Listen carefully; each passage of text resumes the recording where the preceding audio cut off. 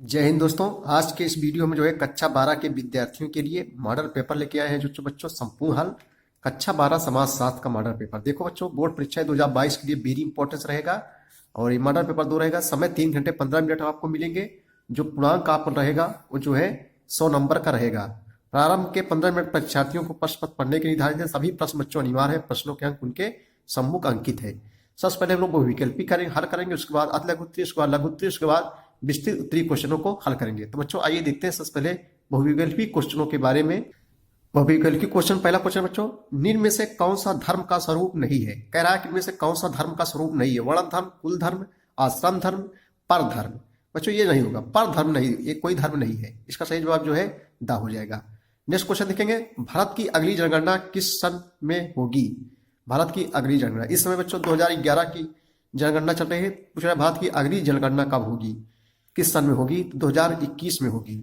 2021 में अगली जनगणना होगी। किस समाजशास्त्री ने द्वितीयक संस्थाओं को प्राथमिक संस्थाओं के लिए सेफ्टी वाल्व माना है।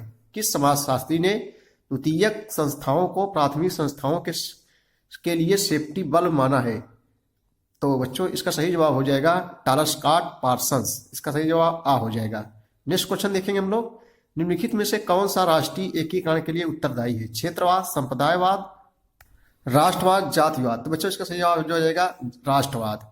अगला क्वेश्चन देखेंगे, एक समूह के सदस्यों द्वारा दूसरे समूह के बारे में पूर्व कल्पित विचार या व्यवहार को निम्न में से क्या कहते हैं। तो जो है पूर्वाग्रह कहते हैं। सत्य शोधक समाज की स्थापना किसने की थी। तो बच्चों सत्य शोधक समाज की स्थापना जो है किसने की थी, ज्योतिबा फूले ने की थी। इसका सही जवाब जो है डा हो जाएगा। देखो हम ट्रिक से याद करेंगे। देखो ज्योति जलानी है, किसकी ज्योति जलानी है, सत्य की ज्योति जलानी है। यानी सत्य किसकी ज्योति जलानी चाहिए बच्चों, सत्य की ज्योति जलानी चाहिए। तो सत्य हो जाएगा सत्य शोधक समाज और ज्योत हो जाएगा ज्योतिबा फूले। यानी सत्य समाज की स्थापना किसने की थी, ज्योतिबा फूले ने की थी। मजदूर संघ यानी ट्रेड यूनियन की स्थापना किसने की थी। मजदूर संघ ट्रेड यूनियन की स्थापना बीपी वाडिया ने की थी। इसका सही जवाब ये हो जाएगा बच्चों, बीपी वाडिया ने जो है की थी। अगला क्वेश्चन है, भारत में हरित क्रांति किस दशक में लागू किया गया। हरित क्रांति बच्चों सबसे पहले क्रांति मीन्स होता है एकाएक परिवर्तन, एकाएक बदलाव लाना। जो हरित क्रांति अधिकतर गेहूं चावल में जो है अधिकतर जोर दिया गया था। भारत में हरित क्रांति किस दशक में लागू किया गया। तो ये जो है 1960 से लेकर 1970 के बीच, 1960 से 1970 में जो है हरित क्रांति जो है लागू किया गया। दशक में होता है 10 वर्ष। देखो जो अंतराल है इसका 10 वर्ष का अंतराल है। जनजाति है आंशिक समाज, आंशिक संस्कृति, संपूर्ण एवं आंशिक समाज, संपूर्ण समाज। जो जनजाति है ये जो है संपूर्ण समाज। इसका सही जवाब बच्चों दा हो जाएगा। चलिए नेक्स्ट क्वेश्चन हम लोग देखेंगे। अगला क्वेश्चन है, वर्ण व्यवस्था की शक्ति रूपी प्रकृति के 3 गुण निम्न में से कौन से हैं। वर्ण व्यवस्था की शक्ति रूपी प्रकृति के 3 गुण निम्न में से कौन से हैं। सत्वगुण, रजगुण, तम गुण, उक्त सभी। इसका बच्चों सही जवाब हो जाएगा उपयुक्त सभी हो जाएगा। देखो अब लोग अतिलघुत्तरीय क्वेश्चनों के बारे में बात करेंगे जो आपको 3 नंबर देखने को मिलेंगे बच्चों। समाज किसे कहते हैं, जीवन प्रत्याशा क्या अर्थ है, जनजाति समुदाय से आप क्या समझते हैं। सबसे पहले हम देखेंगे समाज किसे कहते हैं। समाज किसे कहते हैं बच्चों, देखो अतिलघुत्तरीय में उत्तर हम लोग देखेंगे। देखो समाज ऐसे लोगों का समूह है जो समान संस्कृति का सहभाजन करते हैं, एक विशेष प्रादेशिक क्षेत्र में रहते हैं तथा जिनका एक पृथक माने होता है अलग, पृथक एकीकृत अस्तित्व होता है बच्चों, समाज कहलाता है। चलिए अगला क्वेश्चन को देखें। अगला क्वेश्चन है कि जीवन प्रत्याशा का क्या अर्थ है। जीवन प्रत्याशा का क्या अर्थ है। इसका उत्तर होगा, जीवन प्रत्याशा का तात्पर्य एक औसत व्यक्ति के जीवन के संभावित वर्ष से है। इसकी गणना एक निर्धारित क्षेत्र तथा समयावधि में आयु विशेष मृत्यु दर के आंकड़ों के आधार पर की जाती है। इसे कहते हैं बच्चों जीवन प्रत्याशा कहते हैं। अगला क्वेश्चन है कि जनजाति समुदाय से आप क्या समझते हैं। जनजाति समुदाय से आप क्या समझते हैं। तो आइए इसका उत्तर देखेंगे। जनजाति समुदाय से आप क्या समझते हैं, मॉडल पेपर के अतिलघुत्तरीय क्वेश्चन देखेंगे बच्चों हम लोग। देखो जनजाति एक ऐसे लोगों का समूह है जो एक निर्धारित भौगोलिक क्षेत्र में रहते हैं। सामान्यतः जंगलों तथा पहाड़ियों में इनकी एक साझा संस्कृति होती है तथा ये आर्थिक रूप से क्या होते हैं बच्चों, पिछड़े होते हैं। समझ गए हो, जनजाति लोग जो पहाड़ों में जंगलों वगैरह में रहते हैं, जिसको जो है भारतीय संविधान ने एसटी का जो है दर्जा दिया है। तो जनजाति समूह से आप क्या समझते हैं? जनजाति एक ऐसे लोग समूह है जो एक निर्धारित भौगोलिक क्षेत्र में रहते हैं। सामान्यतः जंगलों तथा पहाड़ियों में इनकी एक साझा संस्कृति होती है तथा ये आर्थिक रूप से क्या होते हैं? पिछड़े होते हैं। अगला क्वेश्चन है क्वेश्चन नंबर 14 नंबर देखेंगे। आदिवासियों का संघर्ष दलितों के संघर्ष से किस प्रकार भिन्न है? आदिवासियों का संघर्ष दलितों के संघर्ष से किस प्रकार भिन्न है? तो इसका हम लोग उत्तर लिखेंगे, आदिवासियों का संघर्ष दलितों के संघर्ष से भिन्न है, क्योंकि आदिवासी अपनी पहचान के लिए संघर्ष करते हैं और दलित अपनी अस्मिता के लिए। आदिवासियों का संघर्ष दलितों के संघर्ष से भिन्न है भाई, क्योंकि आदिवासी जो होते हैं अपनी पहचान के लिए संघर्ष करते हैं और दलित अपनी अस्मिता के लिए संघर्ष करते हैं। अतलगोत्री क्वेश्चन का अब 15वां क्वेश्चन देखेंगे हम लोग। संदर्भ समूह किसे कहते हैं बच्चों? संदर्भ समूह जो है किसे कहते हैं? तो इसका उत्तर लिखेंगे हम लोग, संदर्भ समूह किसे कहते हैं? आइए इसका उत्तर देखेंगे। देखो उत्तर लिखेंगे हम लोग, संदर्भ समूह टीडी केम्पेयर के अनुसार, टीडी समाजशास्त्री है, टीडी केम्पेयर के अनुसार एक संदर्भ समूह एक ऐसा समूह अथवा संग्रह अथवा व्यक्ति होता है जिसे कर्ता व्यवहारों के वैकल्पिक समूहों में से अपने लिए व्यवहार के रूप में चुनते हुए या किसी समस्या के संबंध में निर्णय लेते हुए ध्यान में रखता है। ऐसे समूह व्यक्ति के व्यवहार, आचरण, मनोवृत्ति के निर्धारण में अहम भूमिका निभाते हैं। इसको कहते हैं बच्चों संदर्भ समूह कहते हैं। क्वेश्चन नंबर 16 है, ग्रामीण समाज क्या है? ग्रामीण समाज क्या है? ग्रामीण समाज क्या है? उत्तर लिखेंगे, देखो ग्रामीण समाज जैसे नाम से लग रहा है गांव का समाज। ग्रामीण समाज ऐसे संबंधित अथवा असंबंधित लोगों का समूह है जो एक दूसरे के साथ बड़े ही निकटता से जुड़े होते हैं। जो गांव के लोग होते हैं वह एक साथ रहते हैं बच्चों और बड़े ही निकटता के साथ क्या होते हैं? आपस में जुड़े होते हैं। इसी कहते हैं ग्रामीण समाज कहते। अगला क्वेश्चन देखें, क्वेश्चन हम लोग 17 देखेंगे। आधुनिकीकरण से आप क्या समझते हैं? आधुनिकीकरण से आप क्या समझते हैं? आधुनिकीकरण से आप क्या समझते हैं? अथवा करके देगा, अथवा में रहेगा आधुनिकीकरण क्या है, अथवा आधुनिकीकरण क्या है। देखो उत्तर लिखेंगे हम लोग, डॉक्टर योगेंद्र सिंह के अनुसार, किसके अनुसार? डॉक्टर योगेंद्र सिंह के अनुसार आधुनिक होने का अर्थ है फैशनेबल से लिया गया है। फैशनेबल आज समझ रहे हो ना, आधुनिक रूप में जो है फैशनेबल लोग हैं, फैशनेबल से लिया गया है। वे आधुनिकीकरण को एक सांस्कृतिक प्रत्यय मानते हैं जिसमें तार्किक अभिवृत्ति, सार्वभौम दृष्टिकोण और प्रानुभूति, वैज्ञानिक विश्व दृष्टि, मानवता, प्रौद्योगिक प्रगति आदि जो है सम्मिलित होते हैं। जो आजकल जो फैशनेबल लोग कर रहे हैं वही सो आधुनिकीकरण जो अपना रहे हैं बच्चों, वही है आधुनिकीकरण है। नेक्स्ट क्वेश्चन देखें, क्वेश्चन नंबर 18। सापेक्षिक वंचन के सिद्धांत को स्पष्ट कीजिए। सापेक्षिक वंचन के सिद्धांत को स्पष्ट करना है, इसका उत्तर हम लोग देखेंगे।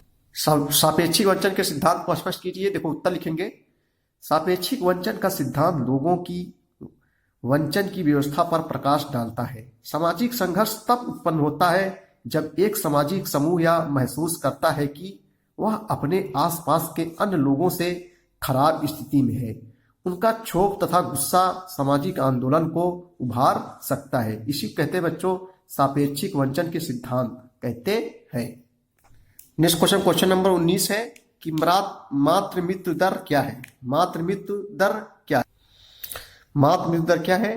प्रति 1000 जीवित बच्चे को जन्म देने के उपरांत मरने वाली महिलाओं की संख्या को मातृ मृत्यु दर कहा जाता है। फिर से देखेंगे, प्रति 1000 जीवित बच्चे को जन्म देने के उपरांत मरने वाली महिलाओं की संख्या को मातृ मृत्यु दर कहा जाता है।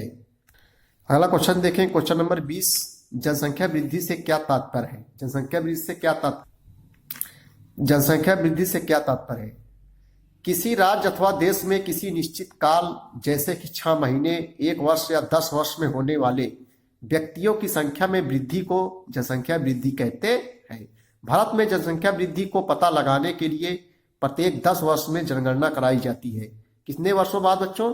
10 वर्षों बाद जो है जनगणना कराई जाती है। इसी कहते हैं जनसंख्या वृद्धि कहते हैं। अब हम लोग लघुत्तरी क्वेश्चन के बारे में बात करेंगे।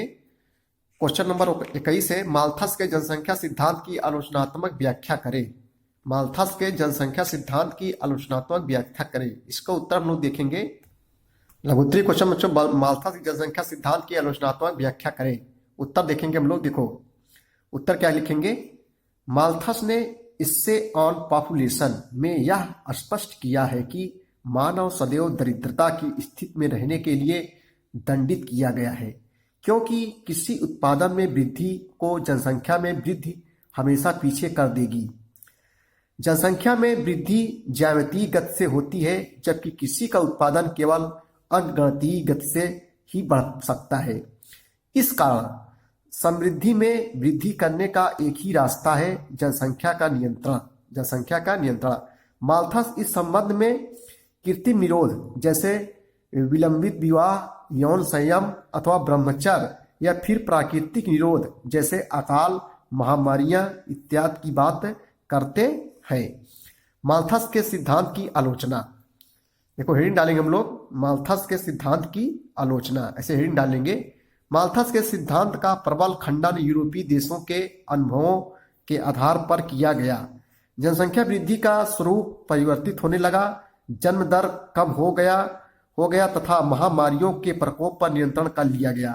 माल्थस का अनुमान गलत साबित हुआ, क्योंकि जनसंख्या में तेजी से तीव्र वृद्धि के बावजूद खाद्य उत्पादन, खाद्य जैसे खाने वाली गेहूं चावल, खाद्य तथा जीवन स्तर में लगातार वृद्धि होती गई। उदारवादी तथा मार्क्सवादी विद्वानों का यह दावा है कि गरीबी आर्थिक संसाधनों के असमान वितरण का कारण है। तो बच्चों ये थे माल्थस के सिद्धांत की जो है आलोचना। लघुत्तरी क्वेश्चन का हम लोग अगला क्वेश्चन देखेंगे 22 नंबर, रूढ़िवादिता क्या है। 6 नंबर आपको मिलेंगे। रूढ़िवादिता क्या है, बहुत सरल क्वेश्चन है। रूढ़िवादिता क्या है बच्चों, लघुत्तरी क्वेश्चन का अगला मॉडल पेपर क्वेश्चन देखेंगे हम लोग, उत्तर लिखेंगे। रूढ़िवादिता, देखो रूढ़िवादिता किसी विशेष समूह के लोगों के प्रति बनी अवधारणा है। यह किसी विशेष समूह के लोगों के प्रति पूर्वाग्रह उत्पन्न करने में महत्वपूर्ण भूमिका निभाती है, लेकिन पूर्वाग्रह और रूढ़िवादिता में भी उत्पन्न हो सकता है। रूढ़िवादिता में भी उत्पन्न हो सकता है। रूढ़िवादिता का प्रयोग सामान्यतः जाति समूहों तथा स्त्रियों के लिए किया जाता है। भारत में ज्यादातर रूढ़िवादिता औपनिवेशिक भावना की देन है। जैसे कुछ जातियों को फौजी कुल का बताया गया तो कुछ को कायर तथा अविश्वसनीय। यह पूरे समूह को एकल तथा जातीय समूहों में बांटती है।